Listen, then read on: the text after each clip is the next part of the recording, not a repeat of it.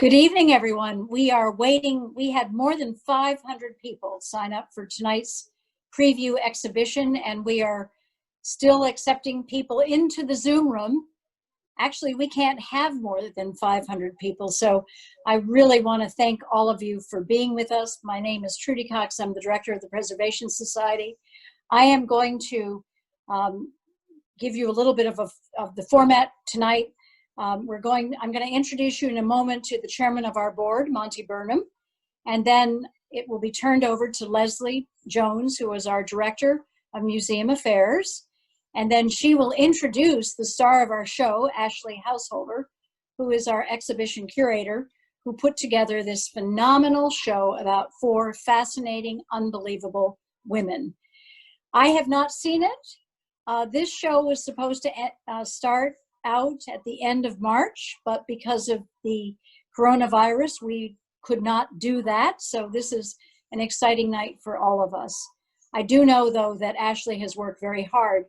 And the one thing I really want to make note of is that we had tremendous help in terms of doing research for the show and obtaining objects for the show itself on loan from many Vanderbilt family members who are on Zoom somewhere out there in the audience. We thank you all very, very much for being with us and for helping us out.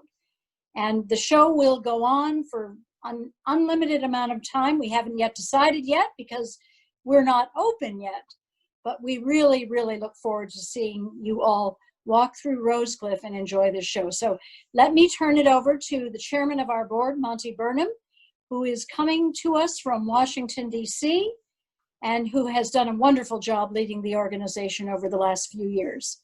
Monty? Good afternoon, and welcome to the opening of Becoming Vanderbilt, the Preservation Society's newest exhibition. I am Monty Burnham, board chairman, and I'm hoping that this day finds you and your families in good health and safe surroundings. We often hear that art and culture play an important role in our lives. Indeed, they do, and this evening you will not be disappointed. Beauty, wisdom, and something magically bigger than ourselves will be presented here, just at the moment when our spirits need lifting more than ever. Becoming Vanderbilt brings together 4 influential women whose family ties and personal ambitions weave a fascinating collection of stories, and Ashley Householder, our curator of exhibitions, has charted our voyage with great care. As our guide, Ashley will take us on a tour of the galleries and share with us her knowledge of the artifacts and many insights she has gathered along the way. Ashley herself would be the first to admit that no one person can pull an exhibition together. Working with her were our chief conservator, Patty Miller, who contributed her expert conservation skills to the Preservation Society objects which appear in the exhibition. Collections manager, Kathy Garrett Cox, who was responsible for administering outside loans, including their transportation. Collections care technician Dagan Farrands, who worked on the installation of the exhibition, and registrar Amanda Quink, who provided collections support. Perhaps above all, the exhibition itself was aided immeasurably by the gracious contribution of many rare loan objects, which are so important in telling an accurate and extraordinarily interesting story. For the generosity of our lenders, we are most grateful to Mrs. Gladys Thomas, the Honorable John Leboutillier, Ladies Henrietta Spencer Churchill, the Blenheim Palace Heritage Foundation, and the New York Historical Society. I am very privileged to be with you this evening, at least virtually, and want to close my remarks by raising a glass, also virtually, to each of the individuals I have just named and the countless others who have worked most diligently behind the scenes. Cheers to all of you for your many contributions toward making this exhibition wonderfully exciting and worthy of the Vanderbilt women and their stories. Thank you, one and all. And I join our Executive Director and CEO and Chairman of Board of Directors in welcoming you to tonight's premiere. My name is Leslie Jones. I'm the Director of Museum Affairs and Chief Curator, and it is my honor to introduce Ashley Householder.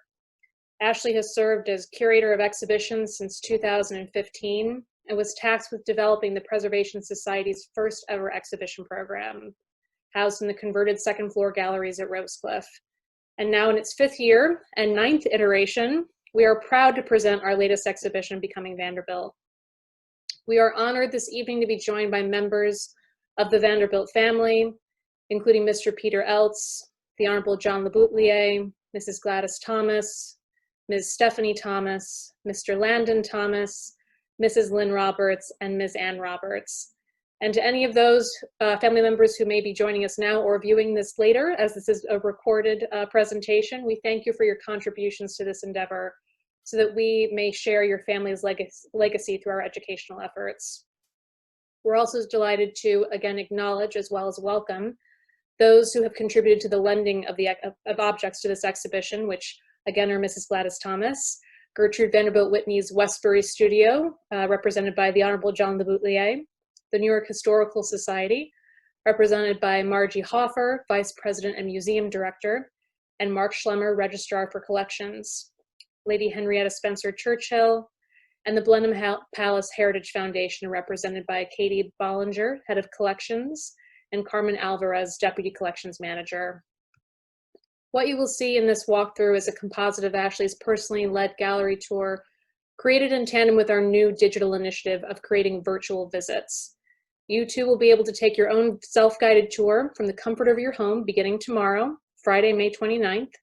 So we welcome you to visit our website, newportmansions.org, to experience the exhibition at your leisure many times over. Following Ashley's presentation tonight, I will be hosting a Q&A with Ashley, so please feel free to submit your questions throughout the program via the chat feature on Zoom and direct those inquiries to me, Leslie Jones. Now, without further ado and more introductions, please join me in welcoming Ashley Householder. Hello and welcome to Rosecliff. We're on the 2nd floor of the galleries and we're about to enter Becoming Vanderbilt.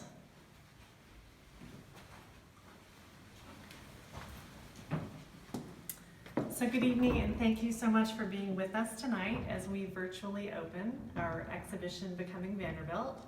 We've been able to get in the galleries the last few weeks and finish the installation, and it's really gratifying to see this project come to its conclusion.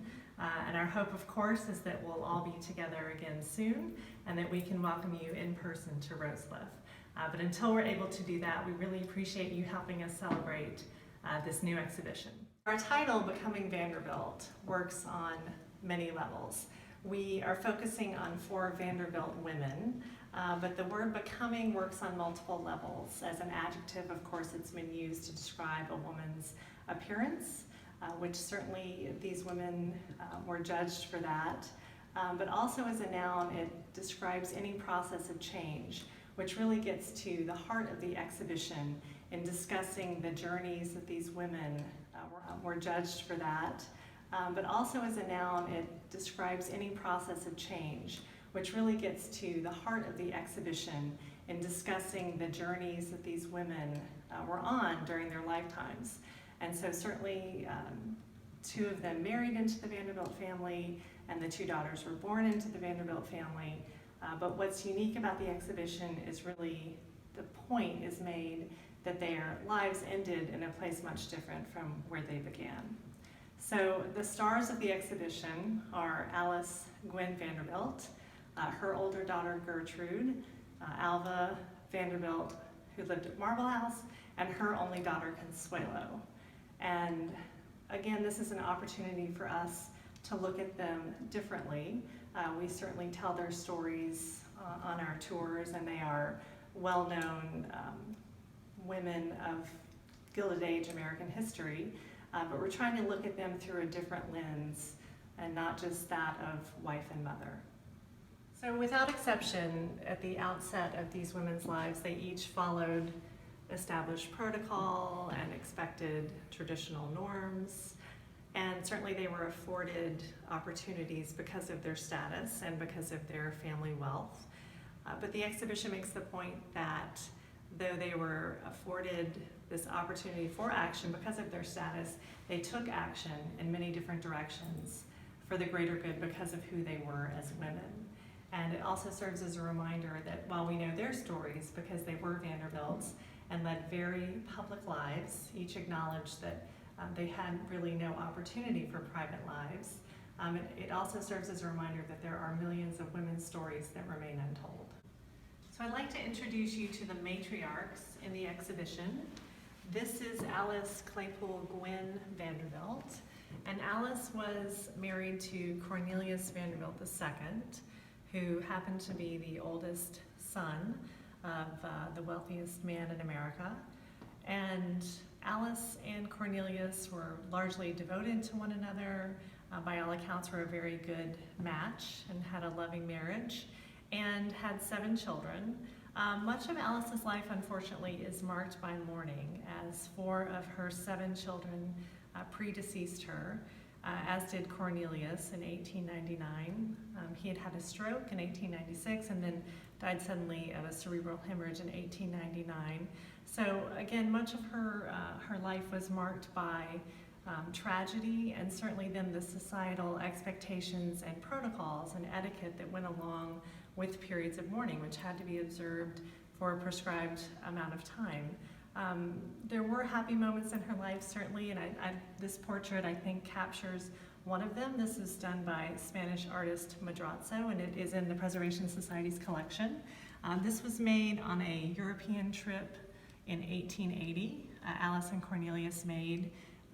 She was about 35 at the time of this sitting, and we know that the pink dress must have been bought ahead of time, and especially for this sitting, which was done in Paris. And it certainly shows a very young and playful Alice. Alice's sister-in-law, of course, was Alma Vanderbilt. She was married to Cornelius's younger brother, William K. Vanderbilt. And much has been made of the rivalry between these 2 women, which I don't know really existed. Certainly I've learned some of that from talking to family members who are not convinced of the rivalry either, but they certainly existed in a similar sphere. Alva had 3 children with William K., and the focus certainly is on her daughter Consuelo and the relationship they had that was certainly fraught. But Alva's story is one really of an example of how she started at a much different place from where she ended. She was a socialite, certainly in the Gilded Age, a great builder of houses. As I said, she and Willie K. built Marlborough House. It was really her labor of love. Opened her petite chateau in 1883 with a grand ball. So certainly early in life, her aspirations were to become a society hostess, which she did. She climbed to the very top of that and dominated society. And certainly by all accounts, as a result, was very hard on her daughter Consuelo, which we'll discuss in a minute. But the story evolves with Alva, certainly in her later work for not only the rights of women in terms of suffrage and securing the right to vote, but all sorts of living and working conditions. It was really just a battle for equality. Sited directly across from Alva in the Long Gallery is Consuelo's story here as a young woman, and certainly the expectations on Consuelo were greater than that on her 2 younger brothers. Much was expected of her. By all accounts, Alva was very hard on Consuelo in a way that she really wasn't on her brothers. Consuelo published a memoir in 1953, so we know a lot of this from her own words. But it was a contentious upbringing, and Alva really was trying to kind of produce, as Consuelo says in her own words, the perfect specimen. And so one of the things that Alva certainly set her sights on was a perfect marriage for Consuelo, which wasn't out of the ordinary amongst these families during the Gilded Age. But Alva really had her sights set on European royalty. So to that end, she facilitated a marriage between Consuelo and the 9th Duke of Marlborough. He needed funding certainly to maintain his family home in England called Blenheim Palace, and Alva really wanted this title for her daughter.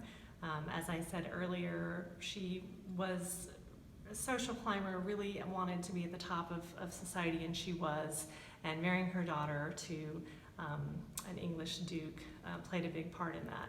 So by all accounts, sadly, it was a loveless marriage. She moved to England. She did do wonderful work on behalf of women there, which I'll discuss in another gallery.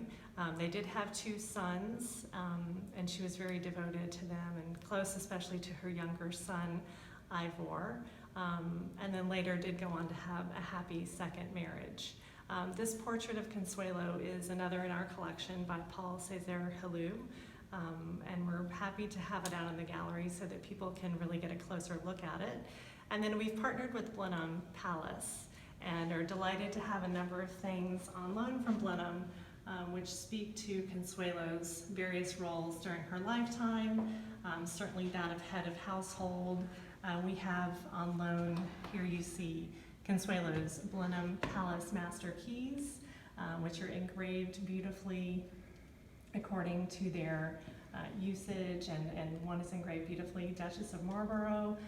So she was very aware too of the fact that she was head of household of this large estate, and that certainly many, many people's livelihoods depended on the operation of such a place. The other beautiful little artifact there is her Fabergé cigarette box, beautifully enameled.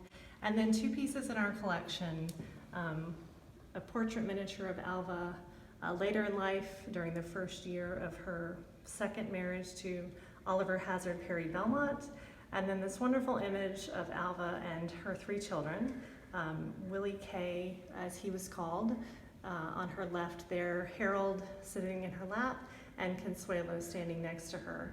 And Alva is dressed in mourning. I discussed how so much of Alice's life was dominated by mourning, but here we see Alva in mourning for what would have been the death of her father-in-law, William Henry Vanderbilt, who died in 1885.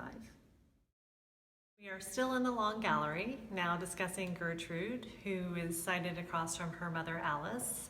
And Gertrude was the oldest daughter of the oldest son of the richest man in America when she was born.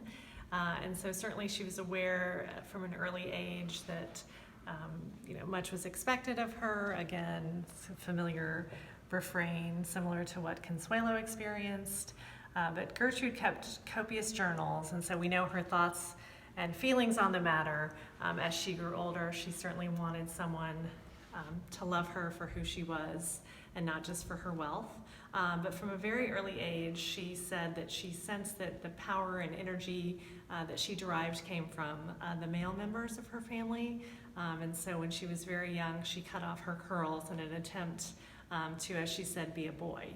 So these were things that would go on to influence her the rest of her life. She married Harry Payne Whitney at a very young age. Both she and Consuelo were very young when they married. Consuelo was 18 and Gertrude was 21.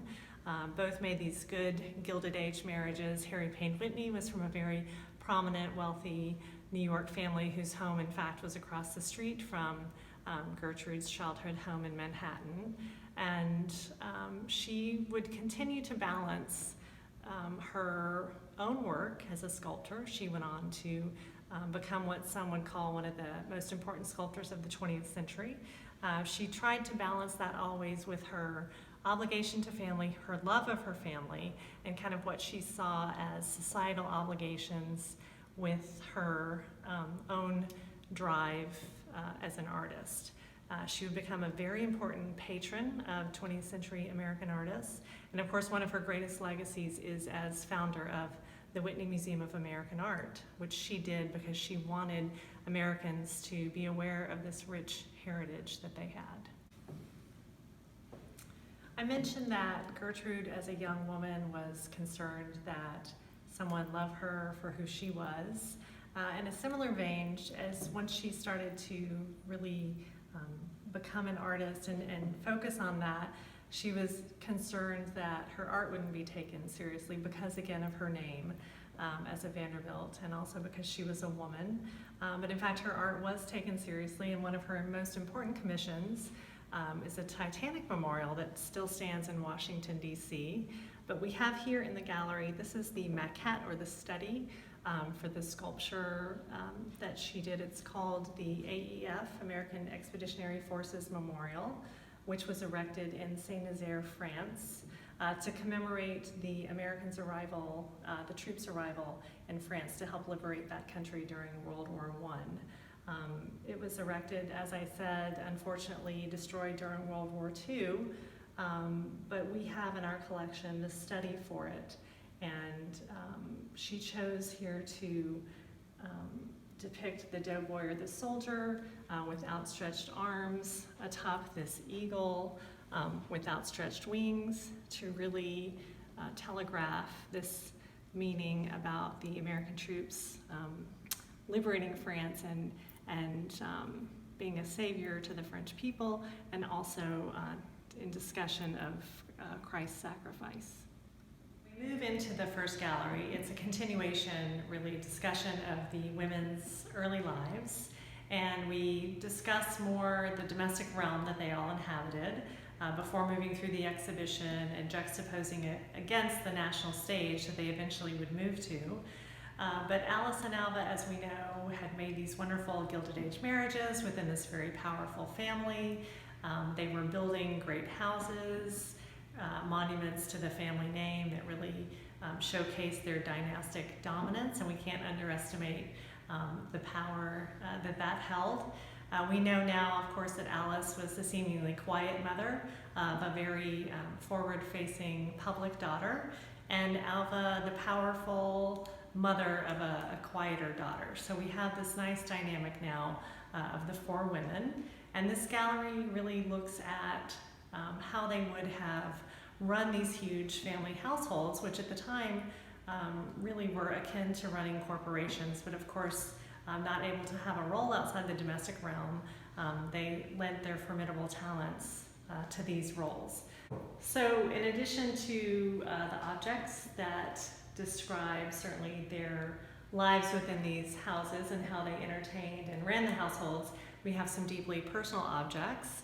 And one of the deeply personal objects we have actually in our collection and on view in the exhibition is the wedding gown that Gertrude wore when she married Harry King Whitney in 1896. And it ties it so directly to place. Here we have Gertrude as a 21-year-old, still very much under her parents' influence. She married in the music room at the Breakers, and her father had already suffered his stroke at this time, so the wedding was scaled down significantly and only included about 60 guests. But again, it's this deeply personal object that marks a moment in Gertrude's early life. This beautiful portrait of Gertrude is in our collection. It's by a French artist named Charles Chaplin, done when Gertrude was around 16 years of age. And I love having it in this space, which again discusses her early life and her formative years, again when she was so connected to her parents. And we know from her own writings in her journals that are now at the Smithsonian's Archives of American Art, exactly really what she would have been thinking as a young woman. This watercolor is by Gertrude's son-in-law, George McCullough Miller, known as Cully, and it's on loan to us from the Gertrude Vanderbilt Whitney studio in Old Westbury, New York, and it shows Gertrude's Paris bedroom.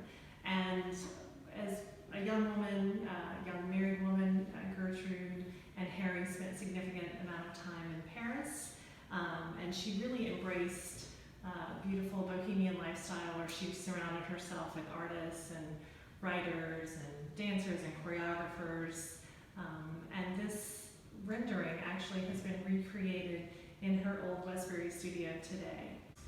Gertrude called her World War I sculptures emotions gouged from clay, but we have on view here three very personal sculptures, on loan again from the Gertrude Vanderbilt Whitney studio in Old Westbury.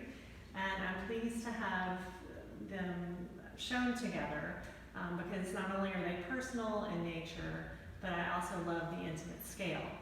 So on the left we have a bust that she made of her husband, Harry Payne Whitney. On the right is one that she did of her daughter, Barbara, when she was aged about 10 years old. I think it's very charming. She subtitled this The Wallflower, and I love how she has captured 10-year-old Barbara's nonchalance by stuffing her hands in her pockets. And the middle piece is actually a study for the only self-portrait that Gertrude made. It's called She Was, and she was very influenced by Eastern culture and traditions, and it shows Gertrude standing atop a lotus flower in traditional Eastern flowing robes with her hands outstretched in a traditional Eastern pose, and it really symbolizes the balance that she tried to achieve throughout her lifetime. I discussed earlier about her wanting to balance her life as an artist with that of the bohemian lifestyle that she herself wanted, again with these societal obligations and the love she had for her family. And again, I'm really pleased to have this intimate portrait view of her here. There is a life-size sculpture that was rendered in limestone that you can see today at the Whitney Museum of American Art in New York. This is a beautiful painting on loan to us from the New York Historical Society. It's titled Gertrude Vanderbilt Whitney's Reception. It's by an American artist named Teresa Bernstein. And she and her husband, William Meyritz, who is also an artist, were a popular couple and were certainly in Gertrude's artistic circles and knew many other great American artists. But I think the importance of this piece contextualized here within the exhibition is again to show how much Gertrude really supported other artists. Gertrude's patronage of these artists almost supplanted her own career and work as sculptor. And I think it's fair to say that some of them certainly found success that they otherwise would not have had she not supported them. And this depiction of one of her soirees at her New York home is just this wonderful realization of what those lively events must have meant to everyone.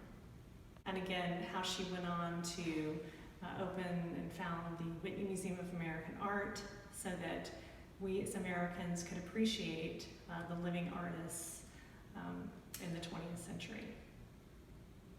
This image of Consuelo and her mother Alba. This was taken in 1914 when Alba hosted her Conference of Great Women, which was on the grounds of Marlborough House. But we discuss in the exhibition certainly the early kind of contentious relationship that Consuelo and her mother had. And later in life, they really came back together and had kind of a greater understanding of one another. And Consuelo was still living in England at the time, separated from, but still married to the Duke of Marlborough. And she came to help her mother with this event, which was in support of women's suffrage. And she gave a speech, Consuelo did, which was highly anticipated as her first speech given in the United States. And it's set here against some tablewares that are in our collection. Alba had this set of Votes for Women China commissioned specifically for this event, but it was very fashionable at suffrage meetings for these tea sets and tablewares to be produced with these sayings that supported the various causes. And it's set atop the tricolor ratification banner.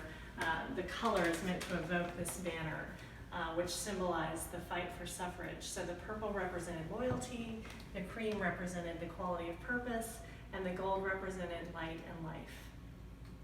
Of course, Consuelo had many official duties as the Duchess of Marlborough, and this pairing discusses that. These pieces are on loan to us from the Blenheim Palace Foundation. The dress on the left is a reproduction of the original that Consuelo wore for her portrait made by John Singer Sargent in 1905. It's a beautiful portrait of she and the Duke and their 2 children, and it still occupies pride of place today at Blenheim Palace in the Red Drawing Room. The ensemble on the right belonged to Consuelo's younger son, Lord Ivor, and he wore this ensemble for the coronation of George V in 1911. Titled members of the British aristocracy, the Duke and Duchess and their 2 sons certainly would have been present at the coronation, and the boys would have acted as pages, and we're really grateful to have this charming ensemble of such a personal nature that belonged to Ivor on loan to us for the exhibition. After Consuelo and the Duke separated in 1906, Consuelo remained in England, and they did not divorce until 1920, but she, like her mother, became very supportive of and active in causes supporting women. She was particularly involved in homes for prisoners' wives and children, also hotels for women where they could kind of live on their own and support themselves economically, because she knew that maintaining economic independence was important for women. And so I think it was particularly meaningful and poignant that she came back to the States in 1914, again, to help her mother host this event. Everything Consuelo and Alma did were certainly followed in the press, and Consuelo's return to the U.S. to give her first speech here was highly anticipated. And this is a wonderful image of the rally. Here they are on the terrace of Marble House, and you can see Consuelo here on the upper right edge of the image, getting ready, as it were, to go on and give her speech.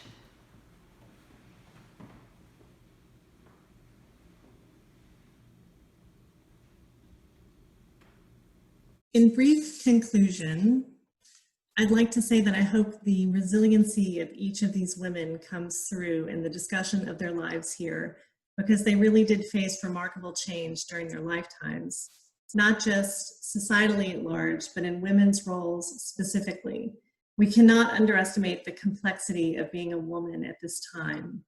I think the way each woman adapted to and embraced change and found her own voice, and often used that voice to advocate for other women, is a strength of character that cannot be denied.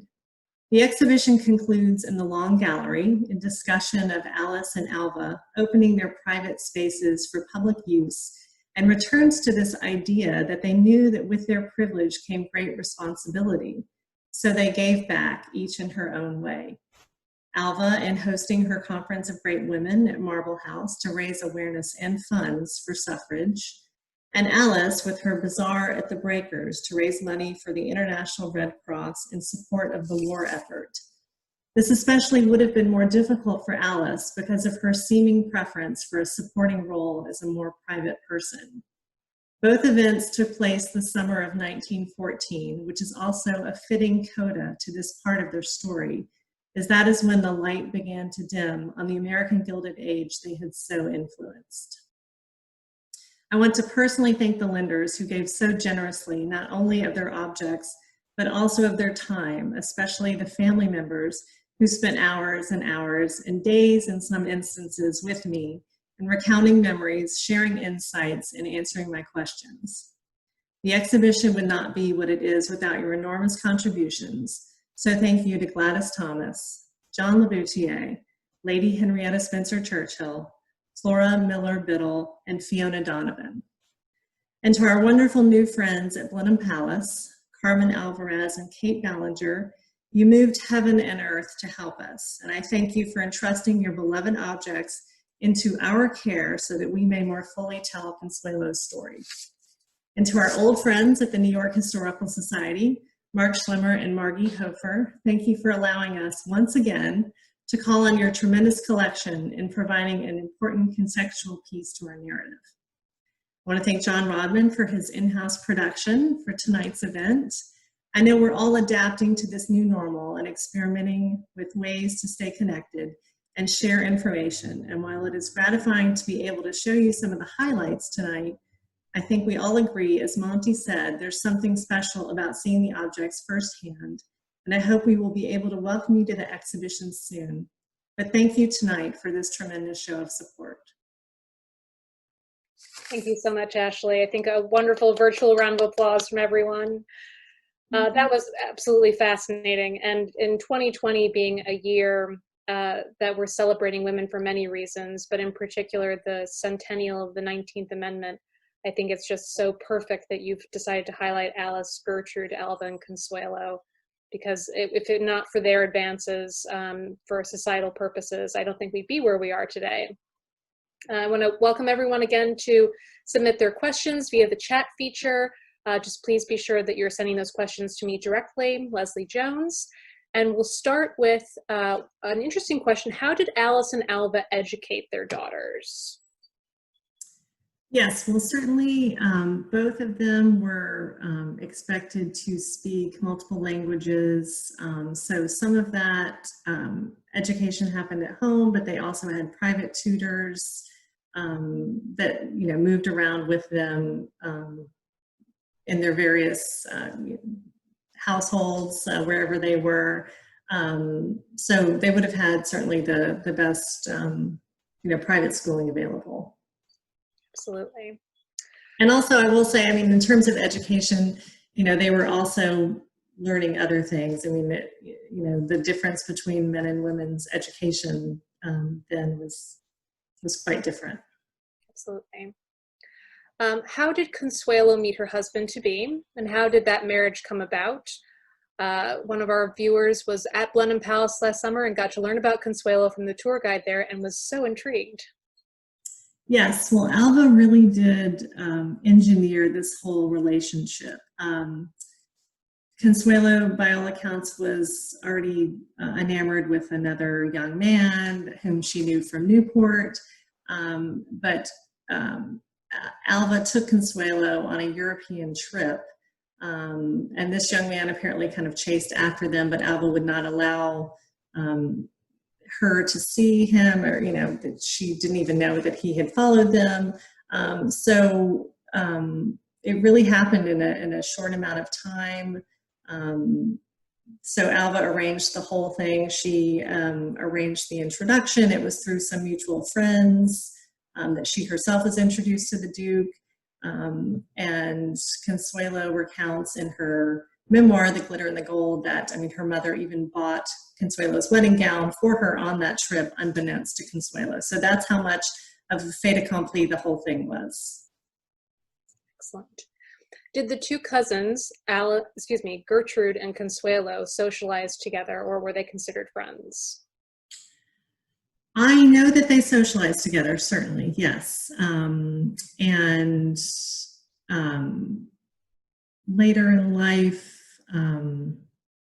made a visit to Blenheim, but I don't know, they again, we're in the same world, but I don't think that we would consider it a friendship. And that's because each of these women, kept copious journals. Certainly Gertrude did, and then we know Consuelo, wrote her memoir, and all of Gertrude's journals, as I said, are in the Archive of American Art at the Smithsonian. So there's no writing, on either part talking about a really robust friendship between the two of them, or, speaking about, because they write down, everyday details of their lives, and I saw so-and-so today, and we did this, and there doesn't seem to have been an extreme closeness there, but certainly, they knew one another, obviously, and socialized, but didn't speak to an enduring, deep friendship. Excellent. There seems to be a lot of interest from our viewers on the marriage of Consuelo to the Duke of Marlborough.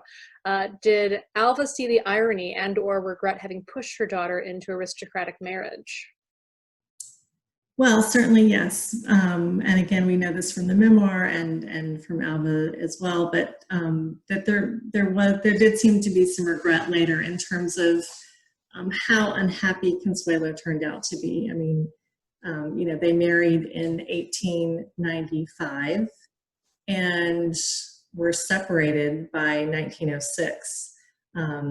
So it just, and by all accounts, the Duke was also in love with someone else. So they really did put aside those feelings for other people to do this, so to speak. And so, yes, there was, they grew into a greater understanding later in life, and there was a closeness there. And at the very end of Alva's life, she spent the majority of those years in France specifically to be close to Consuelo and her second husband. So it did come around, which I think is the happy part of the story. Absolutely. And it seems as though we know quite a bit about Alva and Willie Kay did eventually divorce from one another, but Alice and Cornelius II seem to have quite a loving marriage. Can you give us any insight on their marriage?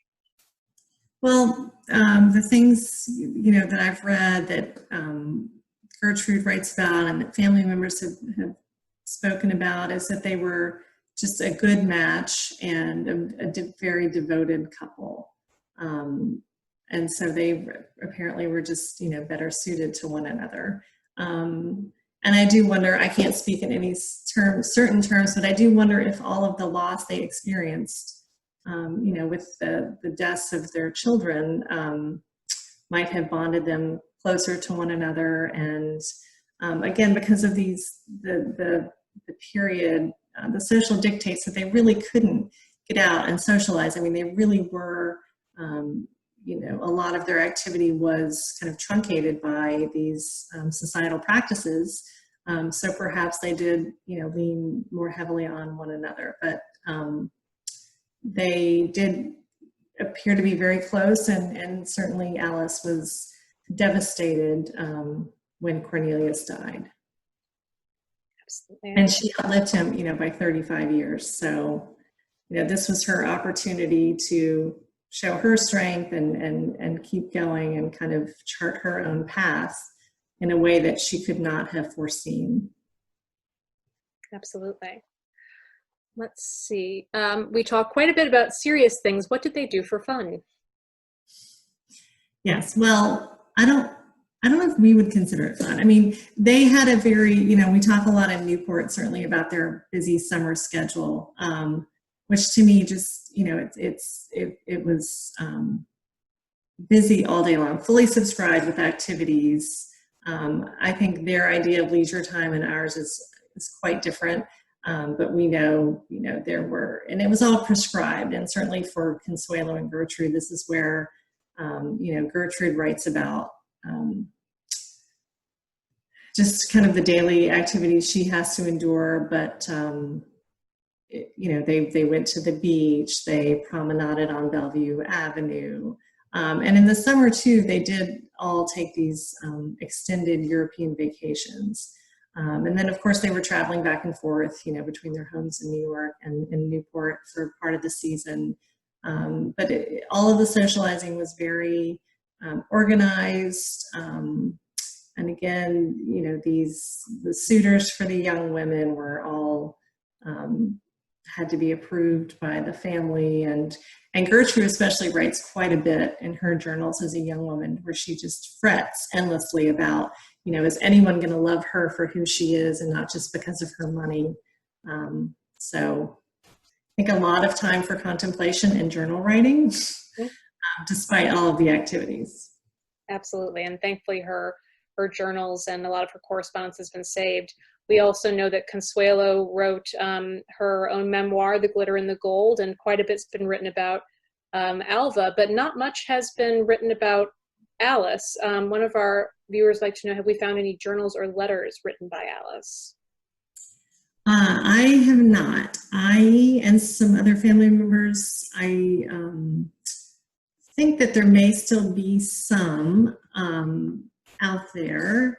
But I have to say, yes, in all of this, she was the bit of the outlier.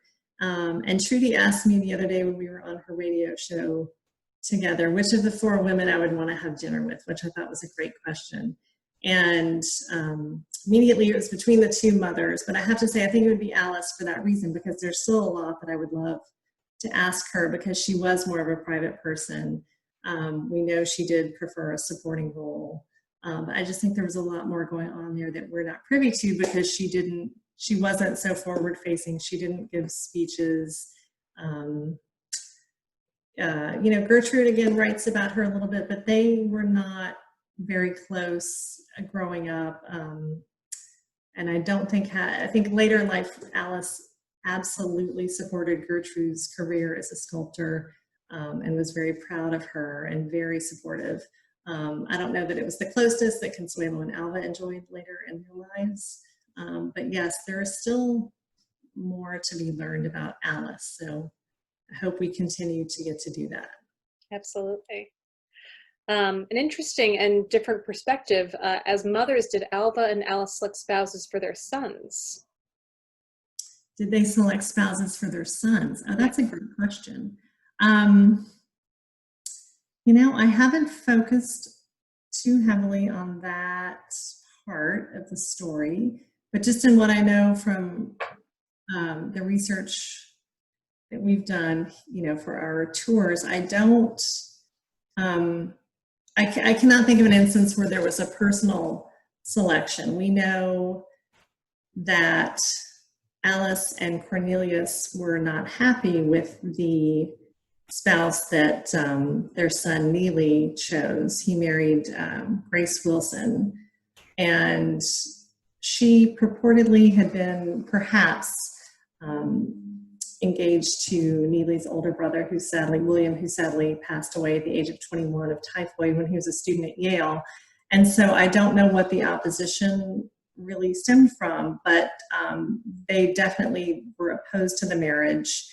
And it's been suggested that that union is part of what caused the stress on Cornelius, and you know, may have had something to do with his medical condition, but they did not attend the wedding. The parents did not. So that's an instance where they were opposed to it. I don't know that they necessarily, though, chose the spouses for their sons the way they did for their children, their daughters. Well, when Consuelo was able to choose her second marriage, what can you tell us about Jack Balzan? Yes, so it's interesting because when Consuelo was on that trip with her mother that I talked about just a few months before she was married. She married in the fall of 1895. So that summer trip where she was introduced to the Duke, Jacques Balzan was actually part of that social circle. So he met Consuelo that summer and apparently was interested in trying to marry her then. Of course, we know he was unsuccessful. But he purportedly told a member of his family that that's the woman that he was going to marry.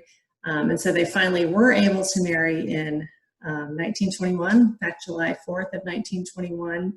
The Duke and Consuelo were divorced in 1920. They married in a civil ceremony in 1921. Jack and his family were very Catholic, very observant. So it wasn't until Consuelo's marriage to the Duke was annulled that their marriage was formally recognized by the church, and therefore Consuelo really gained greater admittance to his family. But they were very fond of Consuelo, and by all accounts she had a very loving relationship with his extended family. He was a pilot and an aviator and did all sorts of experimental ballooning, which is quite fascinating. And just apparently was very supportive of Consuelo. They had homes in France, and then also in Palm Beach, they bought or built a house that they called Casa Alva in honor of her mother, obviously, which still stands today. But they spent time both places. Excellent. When did Alva become so passionate about women's rights, as it seems that things changed very drastically from her forcing her daughter to marry at an early age? And what do you think triggered that? We know what triggered it, and it was definitely the very sudden death of her second husband, Oliver Hazard Perry Belmont, in 1908. They had married in 1896 and were very happy as well. And then he had appendicitis and died in 1908 following emergency surgery. So again, it was this unexpected sudden death. So she outlived him by 25 years. I talked about Alice's years after Cornelius died. So I think honestly she was looking for something to throw her time and energy into. She had moved down Bellevue Avenue in Newport to his estate called Belcourt Castle, but kept ownership of Marlborough House, certainly, and reopened it, as we know, for 2 different rallies there in support and suffrage. One was in 1909, so very early in her involvement, and then the one, of course, in 1914. But she just threw herself into it. I think she realized that she could make a difference. She felt very passionately about it. And again, it wasn't only, the fight for women's right to vote. And of course, it's important to note that this fight really extended only to white women. I mean, Black women were not afforded the same courtesy, they were, the same fight. And there were different factions of the various parties fighting for this right to vote. But Alva really felt passionately about, other conditions for women, conditions for working women, prisons.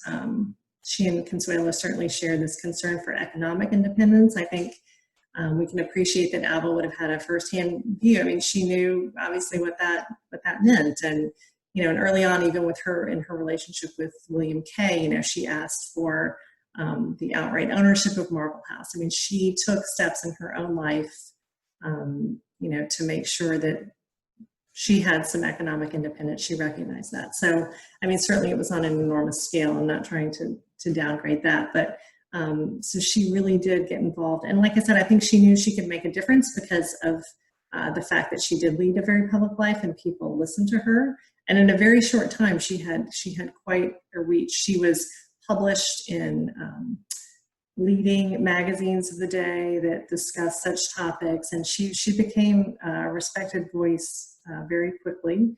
And then after the vote was granted, discussing the exhibition, she went on to buy the headquarters in Washington, D.C. for the National Women's Party. She said, what good is getting the vote if we don't do anything with it? So she knew, she was able to provide these tools and lend her resources in a way, and she really did do that. And she wrote letters, she lobbied lawmakers, she hosted rallies, she paid for things. So she was about as on the ground, I think, as you can get. Excellent. Well, there are so many great questions coming in. I want to thank everyone for submitting them. There unfortunately are too many for us to get to today. So much of what you all are asking is also information found as content on our tours, and those audio tours are available on our app. We encourage you to download that.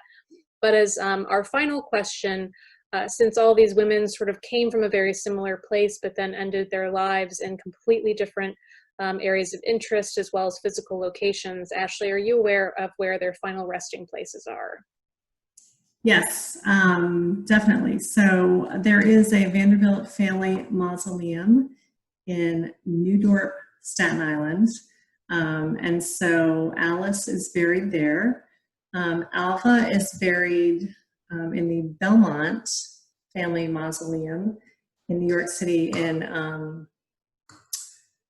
let's see, in Woodlawn, in the Bronx. Sorry, there are 2 major cemeteries of that era. One is Greenwood and one is Woodlawn. So Alva is buried at Woodlawn up in the Bronx, which is where Mr. Belmont's mausoleum is. Consuelo, even though she died in Southampton, she had already arranged to be buried next to her younger son, Lord Ivor, who did predecease her. So they are buried at a churchyard not very far from Blenheim. So that was her choice.